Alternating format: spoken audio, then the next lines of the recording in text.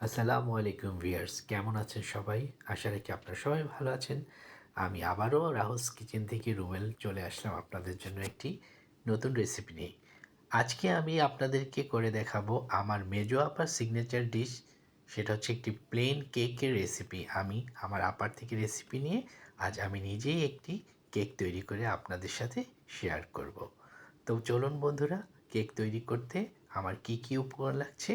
আমার লাগছে 4টি ডিম, 1 কাপ ময়দা, 1 কাপ চিনি, লাগছে 1.25 কাপ তেল, লাগছে সামান্য গুঁড়ো দুধ, এটা আমি পানি দিয়ে গুলিয়ে নিব, লাগছে সামান্য ঘি, লাগছে লবণ এবং বেকিং পাউডার।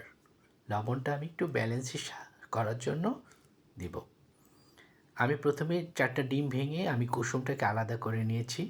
এখন আমি সাদা অংশ দিয়ে একটা ফোম তৈরি করে নেব বিটারের সাহায্যে। আপনারা দেখছেন রাহুলস কিচেন থেকে আমি আজকে আপনাদেরকে একটি প্লেন কেকের রেসিপি তৈরি করে দেখাচ্ছি। বন্ধুরা, আপনারা দেখছেন আমি বিটার দিয়ে আমি ফোম তৈরি করে নিয়েছি। এখন আমি দিয়ে দিচ্ছি চিনি। চিনি দিয়ে আমি আবারও বিট করে নিব। বন্ধুরা, আপনারা দেখছেন আমি চিনিটা মিশিয়ে নিচ্ছি বিটারের সাহায্যে। দেখুন, এখন আমি দিয়ে দিচ্ছি ডিমের কুসুমগুলো। ডিমের কুসুম দিয়ে আমি আবারও বিট করে নিচ্ছি, একটা স্মুথ ফোম তৈরি করে নেব। এই পর্যায়ে আমি দিয়ে দিচ্ছি তেল। তেলটা দিয়ে আমি আবারও বিট করে নেব। বিট করে আমি একটা সফট একটা ফোম তৈরি করে নেব। এবার আমি দিয়ে দিচ্ছি আমার সেই গুঁড়ো দুধ, যেটা আমি পানি দিয়ে গুলিয়ে রেখেছিলাম। দুধ দেওয়া হয়ে গেলে আমি আবারও ফোম করে নেব বিট করে। আমার মোটামুটি ফোম হয়ে গেছে। এখন আমি আস্তে আস্তে ময়দাটা অ্যাড করব।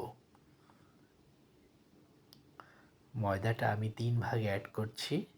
দর্শক বন্ধু, আপনারা একবারে ময়দাটা দিবেন না, ময়দাটা আস্তে আস্তে 2-3 ভাগে দেওয়ার চেষ্টা করবেন, তাহলে কেকটা অনেক সফট হবে।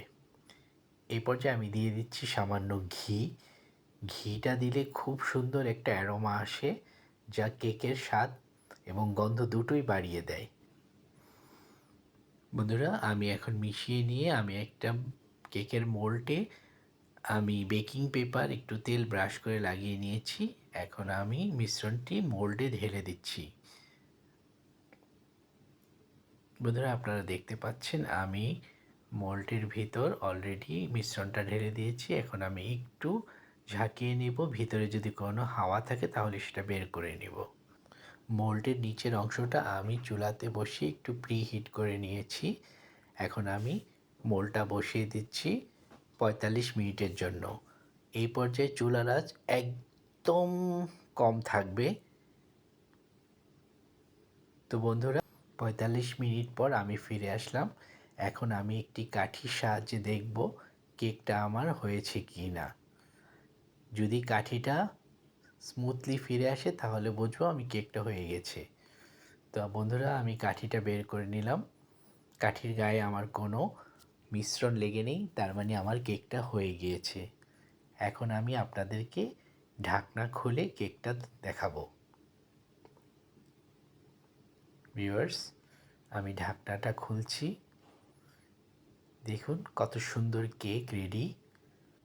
আপনারা দেখছেন রাহুলস কিচেন, আর আমি আপনাদেরকে তৈরি করে দেখাচ্ছি একটি প্লেন কেক। তো ভিউয়ার্স, আমি এখন কেকের চারিপাশটা একটু ছুরি দিয়ে কেটে নিব, যাতে কেকটা ডিমোল্ড করতে আমার একটু সুবিধা হয়। তো আপনারা দেখছেন আমি কেকের চারপাশটা একটু সামান্য ছুরি দিয়ে আমি হালকা করে নিলাম।